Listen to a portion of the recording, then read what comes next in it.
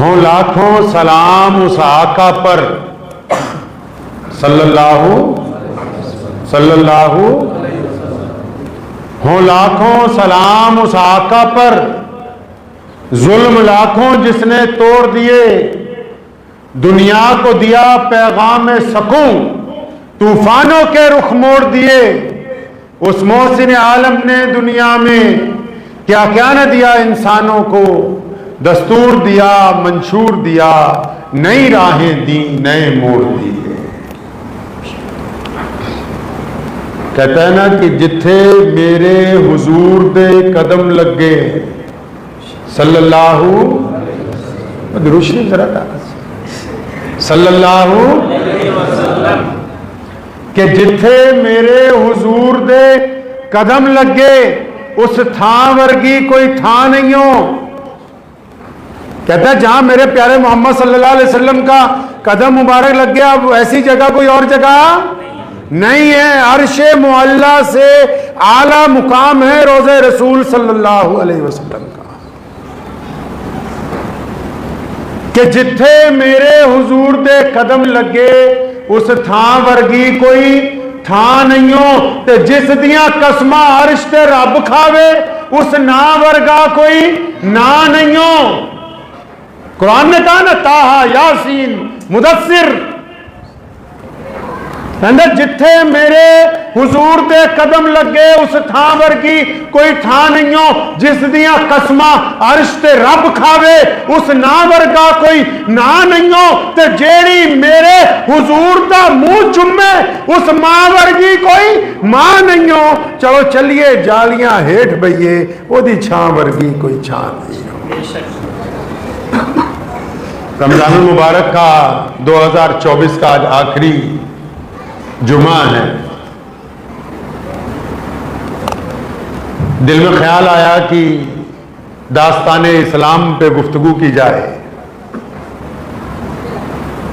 कि वो क्या खासियत थी कि प्यारे मोहम्मद सल्लल्लाहु ताला अलैहि वसल्लम ने 23 साल में इतना बड़ा इनकलाब बर्पा किया, 23 साल में इतना बड़ा दीन कायम किया। 23 साल की सिर्फ छोटी सी जिंदगी में 40 साल की जिंदगी जब हुई अली नबी अलैहिस्सलाम की, तो आप सल्लल्लाहु अलैहि वसल्लम ने लोगों को बताया कि मैं अल्लाह का रसूल हूं और तुम्हारे लिए पैगाम मोहब्बत इस्लाम की शक्ल में लाया हूं। तो फिर कितने साल, 63 साल की उम्र में प्यारे मोहम्मद अलैहिस्सलाम इस दुनिया से वापस तशरीफ ले गए।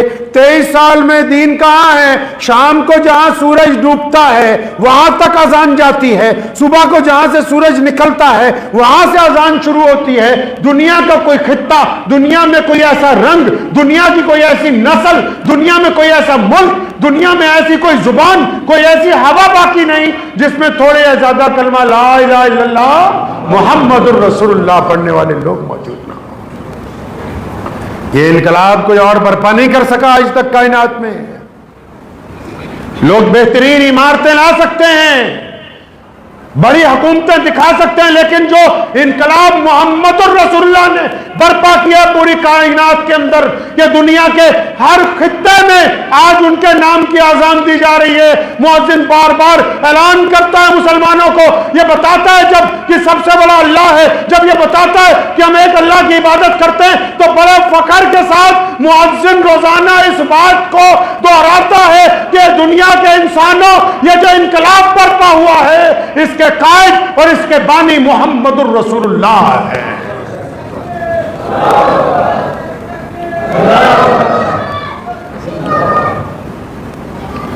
आइए पीछे चलते हैं 1450 साल पहले क्या किया। क्या आज हम जैसे नाकारा लोग जिनको कोई पूछता नहीं था उनको भी अल्लाह ताला ने इज्जत अता फरमा दी, जिनका कोई नाम नहीं था, पहचान नहीं थी पूरी दुनिया में, वो भी आज लोग कहते हैं मियां साहब, खान साहब, अंसारी साहब, फलां साहब और फलां साहब। ये इज्जतें आई कहां से? ये कायनात में एक नया दस्तूर, नया मंशूर, एक बेहतरीन तरबियत का और बेहतरीन माशरा, और ऐसे लोग जो एक दूसरे को अपना भाई समझते हैं, ऐसे लोग जो दूसरों के लिए हमदर्दी रखते हैं, ऐसे लोग जो औरतों को एहतराम देते हैं, ऐसे लोग जिनके दिलों में खुदा का खौफ मौजूद है, ऐसे लोग जो अपने लुकमे में से गरीब को लुकमा खिलाते हैं, और ऐसे लोग जो जालिम के पंजे में पंजा अड़ाते हैं, ये कायनात में ऐसे आज 1.5 अरब से ज्यादा ऐसे लोग मौजूद हैं जो अपने आप को मुसलमान कहते हैं। इन तक दीन पहुंचा कैसे? वो क्या वजूहात थी जो मोहम्मद रसूलुल्लाह सल्लल्लाहु अलैहि वसल्लम का पैगाम अब तक पहुंचा? आज रमजान मुबारक के इस जुम्मे में उन दिनों को हम याद करते हैं जब दुनिया ऐसी नहीं थी, जैसी अब है दुनिया तब ऐसी नहीं थी। कैसी थी उस वक्त दुनिया? आए पीछे चलें, प्यारे मोहम्मद सल्लल्लाहु अलैहि वसल्लम की जिस साल पैदाइश होती है उससे पहले का जो अरसा गुजरा है, सैयदना इब्राहिम अलैहिस्सलाम के बाद से लेके प्यारे मोहम्मद अलैहिस्सलाम की आमद के दरमियान का जो अरसा है कई 100 साल का, क्या हुआ उसमें?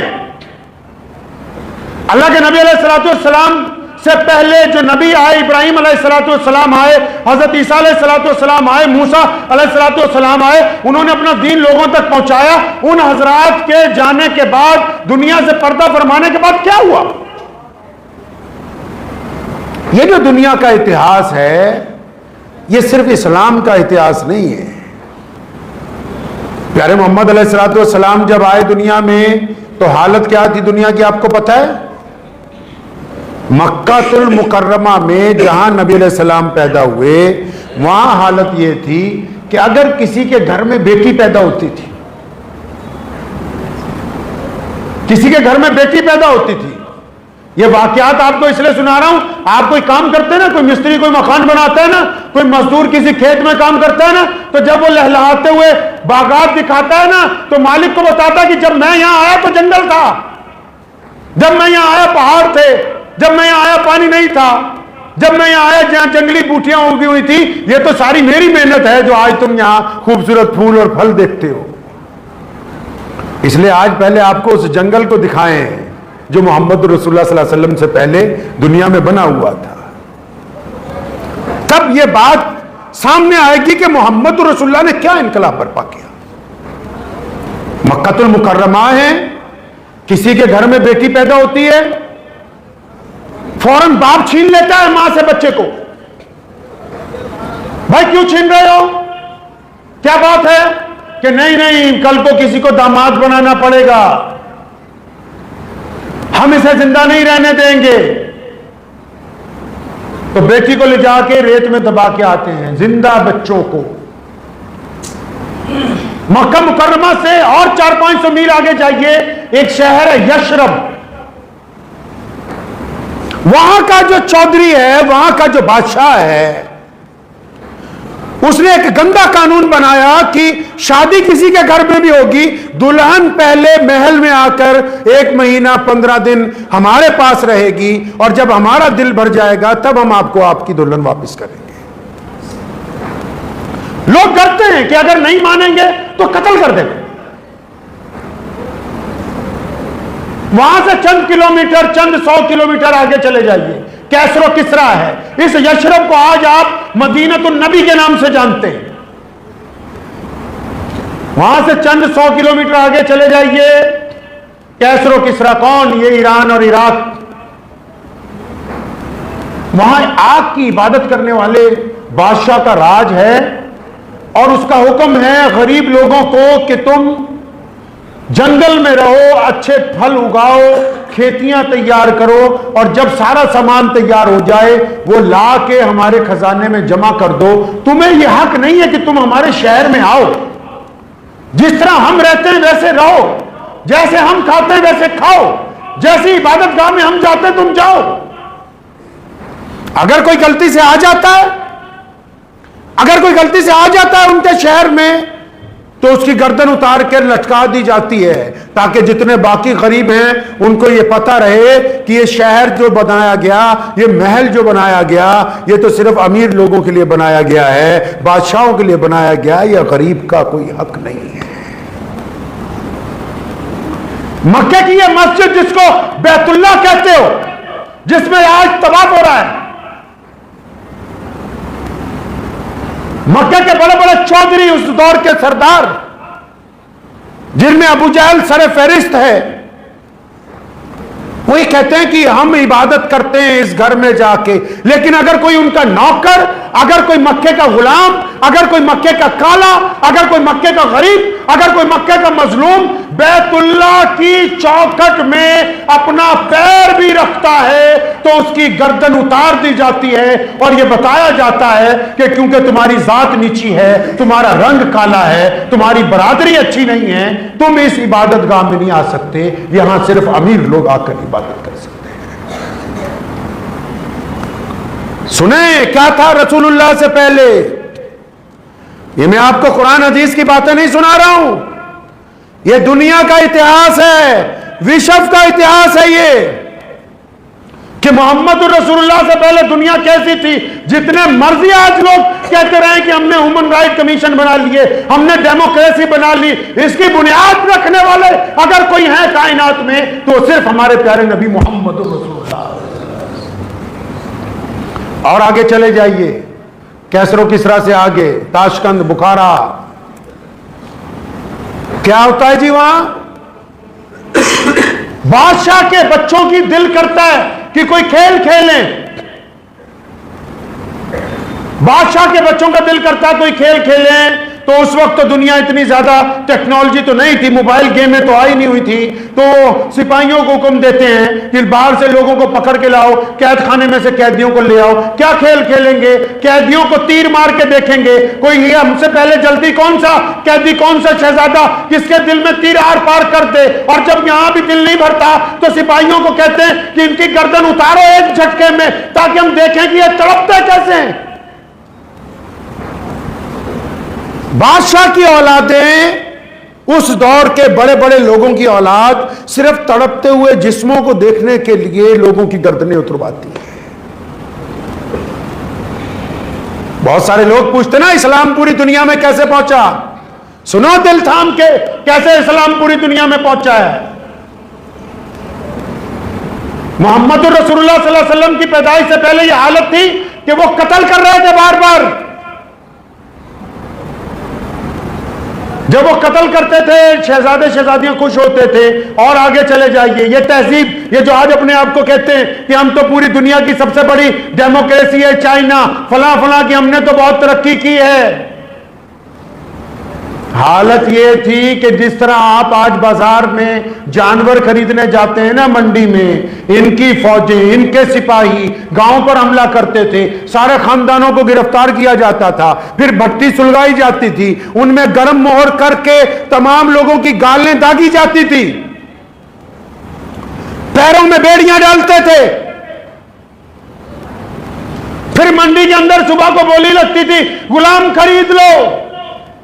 मिसाल के तौर पर अगर रात को 20 आदमी एक खानदान के गिरफ्तार कर दिए, उनके चेहरे दाग दिए, उनके पैरों में बेड़ियां डाल दी, उनकी बेटियों के बेड़ियां डाल दी गई, उनके बच्चों के, और जब वो मंडी में बिकने आए, खरीदने वाले को अगर बाप पसंद आया तो वो खरीद के ले गया, किसी को बेटी पसंद आई वो खरीद के ले गया। दुनिया के खानदान उजाड़ दिए इन बादशाहों ने, सिर्फ इस चक्कर में कि और कोई कारोबार नहीं है, हम इंसानों को खरीदने और बेचने का कारोबार करते हैं। ये नई दुनिया जिसको आप अमेरिका कहते हो, पढ़ो इसकी तारीख, खुद कहते हैं वो अंग्रेज आज वॉशिंगटन की सुप्रीम कोर्ट में मोहम्मद रसूलुल्लाह का नाम आज भी सबसे सुनहरी हरफों में लिखकर लगाया गया है कि कायनात में अगर कोई इंसाफ कर सकता था सबसे बेहतरीन तो वो मोहम्मद रसूलुल्लाह की जात है।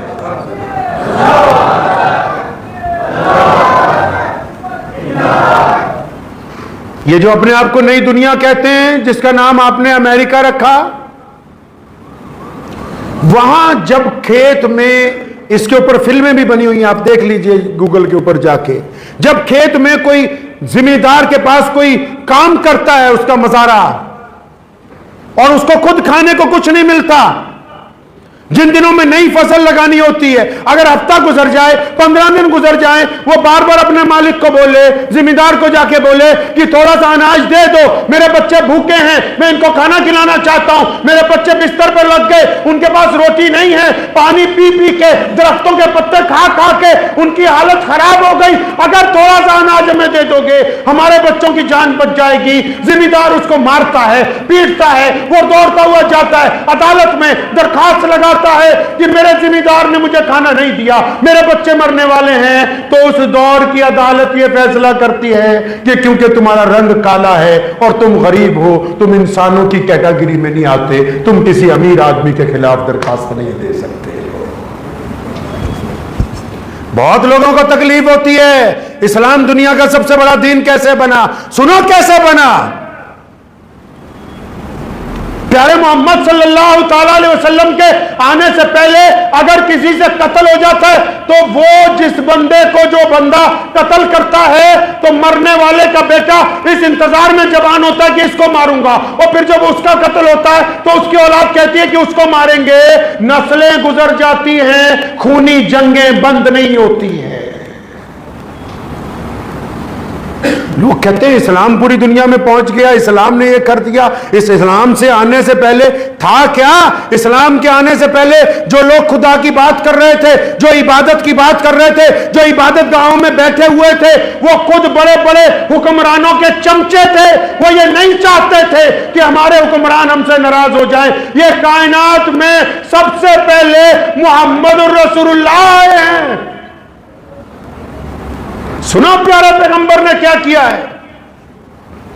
प्यारे पैगंबर मोहम्मद रसूलुल्लाह सल्लल्लाहु अलैहि वसल्लम जब मक्के की सरजमीन पर पैदा हुए, नबी अलैहिस्सलाम की उम्र जब 40 साल हो गई, नबी अलैहिस्सलाम को हुक्म दे दिया गया। अल्लाह ने भेजा तो इसीलिए था, प्यारे पैगंबर को भेजा इसीलिए था कि पूरी कायनात में आपने इंसानों को उनके रब से मिलवाना है, आपने इंसानों को बराबरी का दर्जा देना है। तो हमारे प्यारे पैगंबर अलैहिस्सलाम ने क्या किया भाई? नबी अलैहिस्सलाम ने क्या किया? बैतुल्लाह में इबादत तो पहले भी होती थी, बैतुल्लाह में तवाफ तो पहले भी होता था। रसूलुल्लाह सल्लल्लाहु अलैहि वसल्लम ने क्या किया? दुनिया वालों ने धोखा देने की कोशिश की, दुनिया को, खुदा को धोखा देने की कोशिश की। और जब प्यारे पैगंबर मोहम्मद रसूलुल्लाह सल्लल्लाहु अलैहि वसल्लम आ गए तो नबी अलैहिस्सलाम ने जब पहली मर्तबा सबको इकट्ठा किया, अब इसमें आप भी सुन लो मुसलमानों, तुम्हारे लिए तरबियत की पहली बात है। नबी अलैहिस्सलाम ने क्या किया भाई? सबसे पहले प्यारे मोहम्मद अलैहिस्सलाम के पहाड़ पे खड़े हुए तो जितने लोग सामने आए थे उनको यह नहीं कहा कि आओ एक अल्लाह की इबादत करें, यह नहीं कहा कि आओ एक अल्लाह की इबादत करें, यह राज अभी नहीं बताया था कि मैं अल्लाह के रसूल हूं। सबसे पहले प्यारे पैगंबर मोहम्मद सल्लल्लाहु अलैहि वसल्लम ने यह बात कही उस शहर के लोगों को कि शहर मक्का के लोगों, तुम्हारा मेरे बारे में क्या ख्याल है? मतलब आप अगर तबलीग करना चाहते हैं, आप अगर किसी को सीधी रास्ता दिखाना चाहते हैं तो उसके लिए माइक की जरूरत नहीं है, अच्छे कपड़ों की जरूरत नहीं है, बेहतरीन लिबास पहनने की जरूरत नहीं है, कोई जलसा जुलूस करने की जरूरत नहीं है। रसूलुल्लाह ने तरबियत की है अपनी कौम की, अपनी उम्मत की। पहला सवाल उन लोगों से किया जिनको बात समझानी है और पूछा तुम्हारा मोहम्मद के बारे में क्या ख्याल है सल्लल्लाहु अलैहि वसल्लम। वो सारे उठ के खड़े हो गए कि सोनिया तेरे जैसा प्यारा तो हमने कोई देखा नहीं है। सिर्फ शक्ल ही सोनी नहीं, लोगों ने उठ के कहा कि प्यारे मोहम्मद सल्लल्लाहु अलैहि वसल्लम आप जैसा ईमानदार कोई नहीं। 40 साल से आप हमारे दरमियान रह रहे हैं, हमने आप जैसा ईमानदार नहीं देखा। किसी ने उठ के कहा कि मोहम्मद सल्लल्लाहु अलैहि वसल्लम आप जैसा हया वाला आदमी, आप जैसा इज्जत वाली शख्सियत प्यारे मोहम्मद सल्लल्लाहु अलैहि वसल्लम आपके अलावा कोई और नहीं देखी। किसी ने कहा कि प्यारे मोहम्मद सल्लल्लाहु अलैहि वसल्लम आप कैसी बात करते हैं, आप जैसा ईमानदार तो हमने कभी देखा ही नहीं। प्यारे मोहम्मद सल्लल्लाहु अलैहि वसल्लम, आप जैसा तो हमने नौजवान ही नहीं कोई देखा, आप जैसा अच्छा सल्लल्लाहु अलैहि वसल्लम जैसा पड़ोसी हमने कोई नहीं देखा। अब पता ये लगा कि अगर लोगों को दीन की बात पहुंचानी है तो बातें अच्छी करने से पहले आपका किरदार भी आपका अच्छा होना चाहिए। पहली बात यह कही कि मेरे बारे में क्या ख्याल है, सारी उठ के खड़े हो गए और पूरा मक्का तारीफें करने लगा। जब सारी तारीफें करने लगे तो प्यारे मोहम्मद अलैहिस्सलाम ने फरमाया, हाँ सुनो, मैं तुम्हें एक रब की इबादत की दावत देता हूं, एक खुदा की इबादत। सारी दुनिया ने कहा खुदा एक है, मोहम्मद रसूलुल्लाह ने कहा खुदा एक है, लेकिन अबू जहल दुश्मन क्यों बन गया, उतबा क्यों दुश्मन बना, वलीद क्यों दुश्मन बना? क्योंकि प्यारे पैगंबर ने यह बात समझाई कि जिस तरह तुम रिश्तों में वफादारी लाना चाहते हो, तुम चाहते हो कि तुम्हारी बीवी किसी और से ताल्लुक न रखे, एक औरत चाहती है कि उसका मर्द किसी और से ताल्लुक न रखे, एक बेटा चाहता है कि उसका बाप उसी को प्यार करे, एक बाप चाहता है कि उसका बेटा उसी को कहना माने। तो प्यारे पैगंबर ने यह तालीम दी कि दुनिया के लोगों, ठीक है तुम भी कहते हो खुदा एक है, लेकिन जो एक रसूल का कहना मान के एक खुदा की इबादत करेगा उसी का रब एक होगा। खुदाओं को तब्दील नहीं किया जा सकता। जब लोगों ने यह बात सुनी, सबसे पहले हम सब की मां अम्मी खदीजतुल कुबरा रज़ी अल्लाह ताला अन्हा, उन्होंने कहा लब्बैक या रसूलुल्लाह, जो नारा लगाते नहीं लब्बैक या रसूलुल्लाह, ये सबसे पहले हम सब की मां मोहम्मद रसूलुल्लाह की ज़ौजा मोहतरमा उम्मुल मोमिनीन अम्मी खदीजतुल कुबरा ने सबसे पहले कहा लब्बैक या रसूलुल्लाह, मैं आपके साथ। अब फिर दूसरे नंबर पे कौन आए? प्यारे मोहम्मद सल्लल्लाहु अलैहि वसल्लम के बचपन के दोस्त, रसूलुल्लाह के जवानी के दोस्त, रसूलुल्लाह सल्लल्लाहु अलैहि वसल्लम के पड़ोसी, रसूलुल्लाह सल्लल्लाहु अलैहि वसल्लम के मोहल्ले में रहने वाले कौन जी? सैयदना अबू बकर सिद्दीक रज़ियल्लाहु ताला अन्हु। फरमाया या रसूलुल्लाह लब्बैक, आपका तो किरदार ऐसा है, आप जो कहते हैं वो है ही सच। सैयदना खालिद इब्न वलीद रज़ियल्लाहु ताला अन्हु जब मुल्क शाम में थे तो वहां उन्होंने एक मुसलमान का कत्ल कर दिया। हज़रत उमर फारूक को पता लगा, अबू बकर सिद्दीक खलीफा थे और वो बहुत बड़े जनरल थे खालिद इब्न वलीद, उनको वापस बुलाया। हज़रत उमर फारूक इतने गुस्से में थे, जब खालिद इब्न वलीद मस्जिद नबी में पहुंचे उन्हीं का तीर निकाला और जब मारने लगे तो रुक गए क्योंकि खलीफा सामने मौजूद थे और पूछा तुमने क्यों एक मुसलमान का कत्ल किया, तुमने क्यों उस मुसलमान की गर्दन मारी? हज़रत खालिद इब्न वलीद ने कोई लंबी चौड़ी बात नहीं कही, सैयदना अबू बकर सिद्दीक और उमर फारूक को बस इतना ही कहा, फरमाया जिसको मैंने मारा ना, जब वो मेरे पास आया तो उसने कहा कि तुम्हारे नबी कहते हैं कि ज़कात दो। कहते हैं चलने लगे कि जब उसने ये नहीं कहा कि हमारे नबी, जब उसने लफ्ज़ तुम्हारा इस्तेमाल किया तो मैं समझ गया कि ये रसूलुल्लाह का दुश्मन है। जब उसने ये बात कही तो उसी उमर फारूक ने गले से लगा के माथा चूमा, फरमाया अगर इस बात के ऊपर मारा तो बिल्कुल दुरुस्त मारा है। कि किसी मुसलमान को यह हक नहीं पहुंचता कि नौज़ुबिल्लाह वो ईमान वाला भी हो और लफ्ज़ तुम्हारा इस्तेमाल कर दे। तो सैयदना अबू बकर सिद्दीक ने कहा लब्बैक या रसूलल्लाह। उधर गुलामों में से गुलाम उठा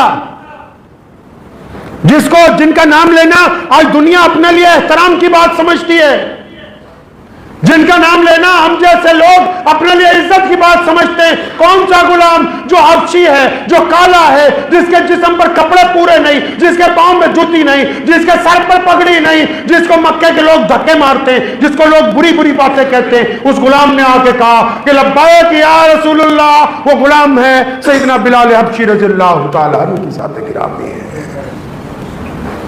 और यहां फिर रिश्तेदारों की भी बात करता चलो।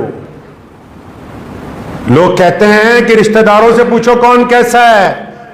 नबी अलैहिस्सलाम के एक रिश्तेदार एक बादशाह के पास गए, उसने पूछा बता रसूलुल्लाह कैसे हैं? तो फरमाते मैंने बड़ी कोशिश की कि बुराई करूं, निकली नहीं कोई। नबी अलैहिस्सलाम ने भी सोचा था कि ये सारे रिश्तेदार मेरा साथ देंगे, जितने हैं सारे ही बुला लिए अपने घर पर, बेहतरीन खाने बनवाए, उस दौर के लिहाज से सारी चीजें सजा दी गई और तमाम रिश्तेदार जितने चचा हैं और जितने मोहल्ले में रिश्तेदार हैं सारे के सारे बुला लिए। और उनकी बदबख्ती देखो, जब रिश्तेदारों को यह बताया कि मैं रब का रसूल हूं और दुनिया के लिए पैगाम मोहब्बत लेके आया हूं, सारों को सांप सूंघ गया, सांप सूंघ गया रिश्तेदारों को। और जब ये सारे चुप हो गए तो रिश्तेदारों के बिल्कुल पीछे एक बेटा बैठा है, मोहम्मद रसूलुल्लाह के चचा का बेटा है, रसूलुल्लाह से मोहब्बत करने वाला है, लेकिन उसकी उम्र अभी कम है, 14-15 साल सिर्फ उम्र कम है। वो बच्चा उठा, अपने पांव को पंजों के बल ऊपर उठाया, फिर दोनों हाथ हवा में उठाए और जोर से आवाज लगाई, क्या लब्बैक या रसूलुल्लाह। वो जो पीछे खड़ा है सबसे बच्चा, वो मौला अली करमुल्लाह वजह है। फरमाए कोई तुम्हारा साथ दे ना दे, अली तुम्हारे साथ।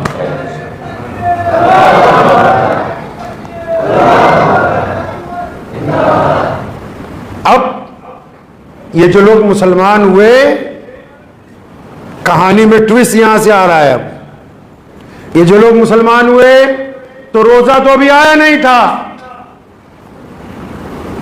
नमाज तो अभी फर्ज नहीं हुई थी, ज़कात नहीं आई थी, अभी तो बहुत सारी चीजें दूर थी।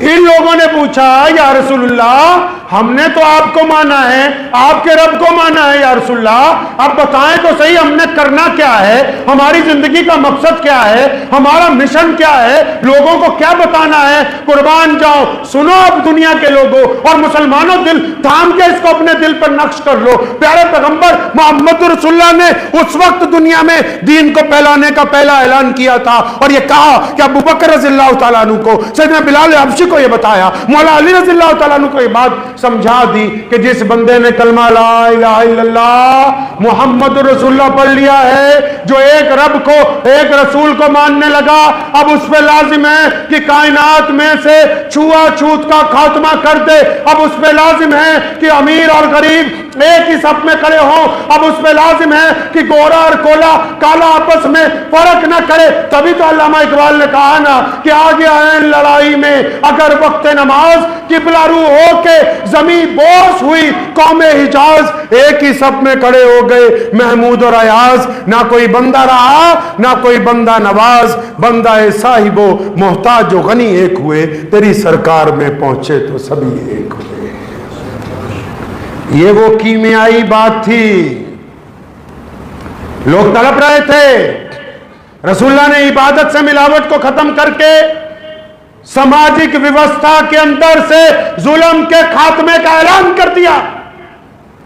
और ऐलान ऐसा नहीं किया कि सिर्फ बातों में किया हो। सैयदना बिलाल हबशी हैं, काले हैं और उनके पांव में जूती नहीं है। बिलाल हबशी को मक्के के कुफार मारते हैं और जब उनको आजाद करवाया, अबू बकर सिद्दीक के हाथ में हाथ दिया। अबू बकर शहजादा है, अबू बकर बादशाह है, अबू बकर नवाब है, अबू बकर आला खानदान के हैं, दोनों के हाथ में हाथ दिया। फरमाया आज से बिलाल और अबू बकर दोनों भाई भाई हैं।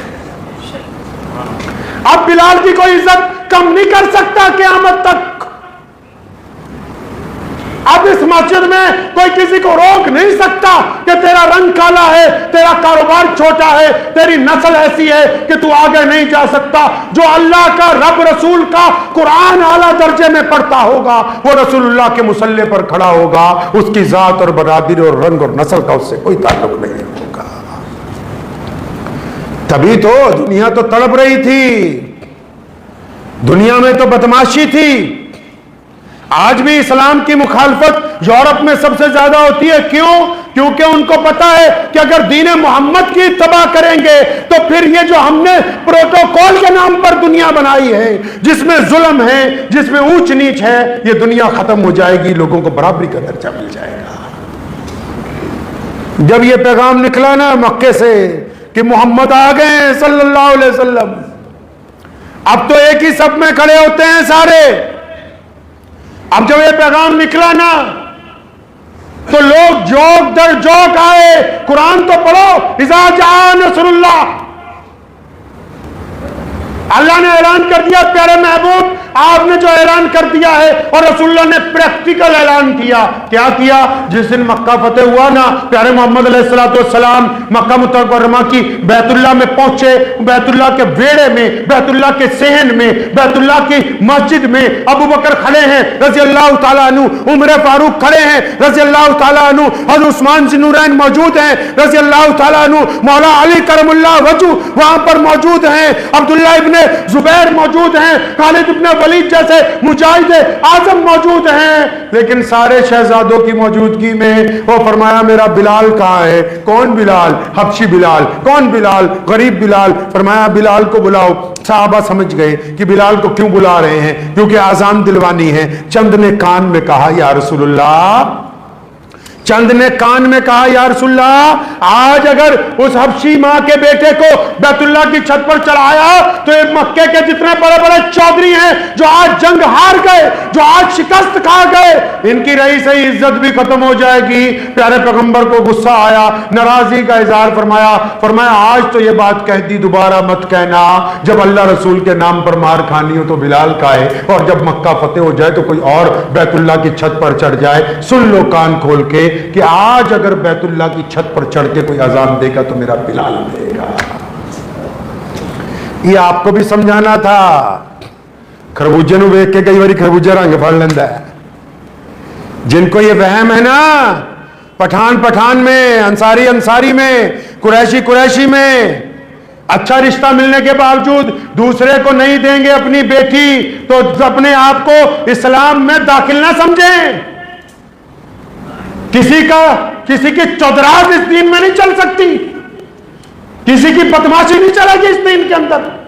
कोई अपने आप को मुसलमान समझता हो कि हाँ जी हमारी बदमाशी चलेगी मस्जिद में, हम बताएंगे कौन सी बरादरी का इमाम होगा, कौन सी बरादरी के मदरसे होंगे, कौन सी बरादरी की मस्जिद बनेगी। अगर आप भी इस्लाम में गुंडागर्दी करना चाहते हैं तो यकीन मानो आपका दिल आपको कहता होगा कि आप रब रसूल का काम करते हैं। अल्लाह के नजदीक नील है, बिल्कुल कांटा लगा हुआ है, कोई मर्तबा नहीं है।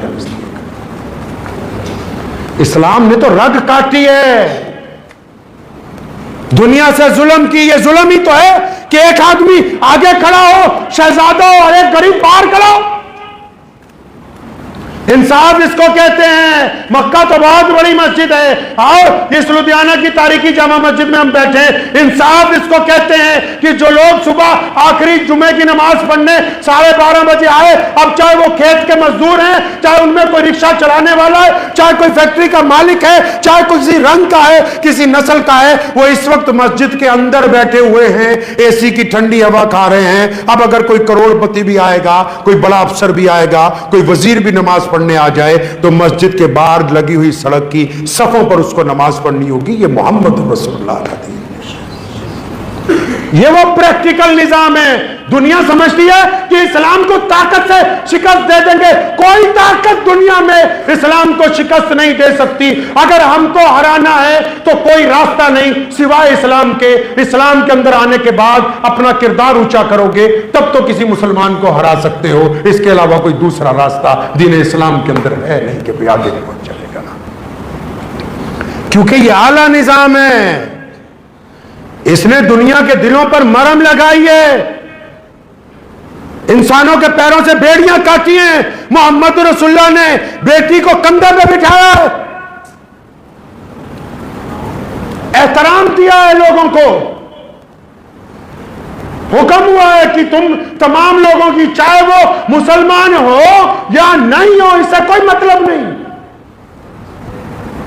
आप में से कई लोग पूछने लग पड़ते हैं कि जो फलां इस्लामी मुल्क में फलां गैर मुस्लिमों की इबादतगाह बन गई, वो इबादतगाह गैर मुस्लिमों की जो बनी है वो इस्लाम के आला निजाम की मिसाल है। उनका कोई कमाल नहीं है उसमें। इस्लाम ने अदल और इंसाफ को कायम किया। अगर कोई बंदा ईमान में नहीं है, आपके मजहब में नहीं, और आप उस मुल्क में हुकूमत करते हैं तो उनकी इबादत गाहों की हिफाजत करना भी आपकी जिम्मेदारी है। मोहम्मद रसूलुल्लाह ने हमें यह बात समझाई कि जब तुम कहीं जाओगे तो लोगों की बेटियों की इज्जत करना, उनके बड़ों का एहतराम करना, उनके मजहबी रहनुमाओं का एहतराम करना, उनकी इबादत गाहों का एहतराम करना। यह कमाल अगर अता हुआ तो मोहम्मद रसूलुल्लाह की तरफ से अता हुआ है। अब जब यह पैगाम निकला ना मक्के से, तूफान की तरह, जैसे बारिश का पानी तेजी से चलता है, जैसे दरिया की लहरें चलती, जैसे समुद्र की लहरें चलती। बड़े बड़े लोग आए इसके आगे बंद बांधने के लिए। रिचर्ड आया बार बार, मलका बरतानिया ने बंद बांधने की कोशिश की इस्लाम के आगे। फ्रांस के बादशाह बार बार आए, जर्मन बार बार निकल के इस्लाम के सामने आए कि इस्लाम का बंद बांधना है। अल्लाह के बंदे, तुम उस दरिया के आगे कैसे बंद बांध सकते हो जो अमीर और गरीब, छोटे और बड़े को एक ही चुल्लू के साथ पानी पिलाने के लिए तैयार हो? तुम उसके आगे बंद नहीं बांध सकते हो। तारीख है इस्लाम की, मैदान बदर से लेके आज तक, बदर के मैदान से लेके आज तक शिकस्त इस्लाम की तारीख में नहीं लिखी। फतेह की सूरत में गाजी, मौत आए तो शहीद, बस दो उन्वान है मेरे फसाने के। ये प्यारे पैगंबर मोहम्मद रसूलुल्लाह को सलातु सलाम भेजने का वक्त है। उनके हुजूर खड़े होकर प्यारे नबी अलैहि सलाम पर दुरूद भेजने का वक्त है कि आपने ये इनकलाब बर्पा किया, ये पूरी कायनात में लोगों तक दीन पहुंचा दिया। और हमारे दीनदार होने की वजह से दुनिया में इंसाफ की बात हुई, दुनिया में अदल की बात हुई, दुनिया में तहजीब की बात हुई, दुनिया में गरीबों को खिलाने की बात हुई, दुनिया में चैरिटी की बात हुई, दुनिया में ह्यूमैनिटी की बात हुई, दुनिया में ह्यूमैनिटी कमीशन बनाने की बात हुई। ये इनकलाब अगर सबसे पहले बर्पा किया तो मोहम्मद रसूलुल्लाह ने किया है। तो इस मौके पर रमजान के हम भी इस बात को याद रखें कि हमें अपने किरदार से एक अच्छा मुसलमान बनना है। बनेंगे ना इंशाअल्लाह?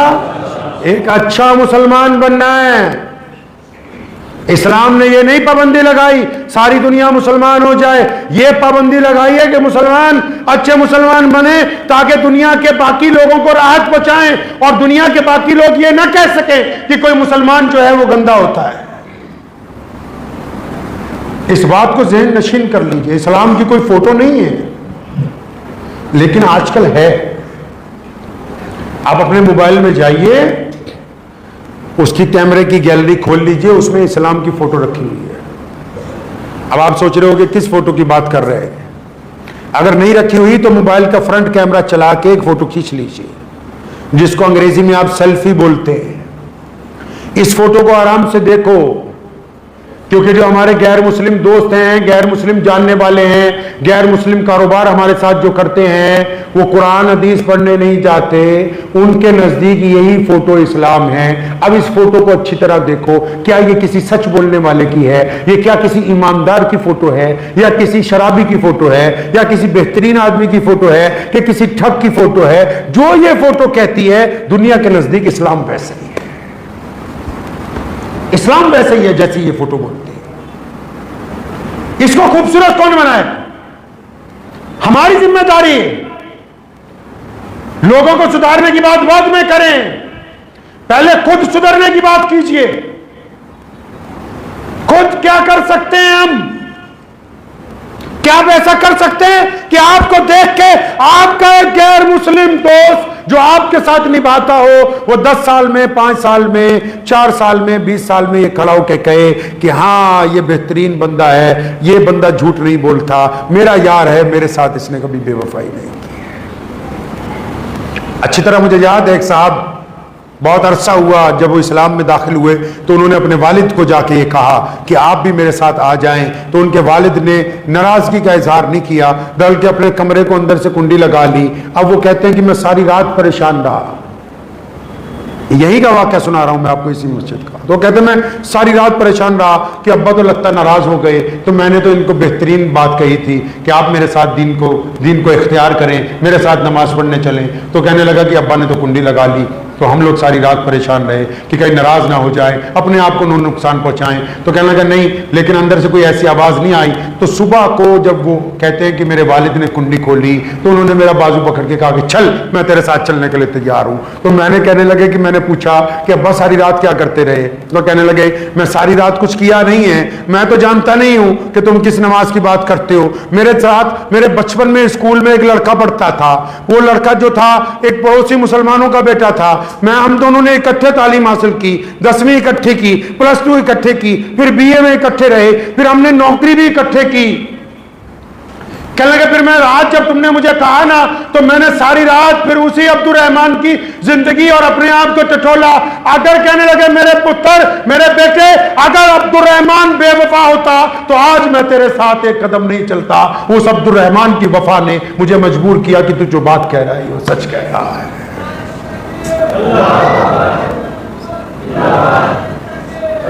तो समझ गए बात आप? इस्लाम ने यह नहीं कहा कि किसी मजहब की बुराई करो, इस्लाम ने कहा अपनी क्वालिटी अच्छी बनाओ। दुनिया का भी यही दस्तूर है। आपने देखा होगा बड़े कुछ लोग इस्लाम मुखालिफ बातें करते हैं। अरे जो बड़े होते हैं उनके खिलाफ बातें होती हैं। आप उनका जवाब ना दीजिए, आप अपना किरदार अच्छा कीजिए, अपना किरदार अच्छा कीजिए। आपके किरदार से पता लगना चाहिए कि वाकई ये बेहतरीन ईमान वाला है। आपके किरदार से किसी को इस्लाम अच्छा लगे या ना लगे इसकी कोई जरूरत नहीं, लेकिन कोई ये ना कहे कि ये फला बंदा मुसलमान होने के बावजूद बेईमान है। रसूलुल्लाह ने पूछना है क़यामत वाले दिन, करेंगे इंशाअल्लाह ताला। दुआ कीजिए अल्लाह तबारक व तआला मुझे भी और आप सबको भी इन बातों पर अमल की तौफीक अता फरमाए। व आखिर दावाना अनिल हम्दुलिल्लाहि रब्बिल आलमीन। आजकल रमजान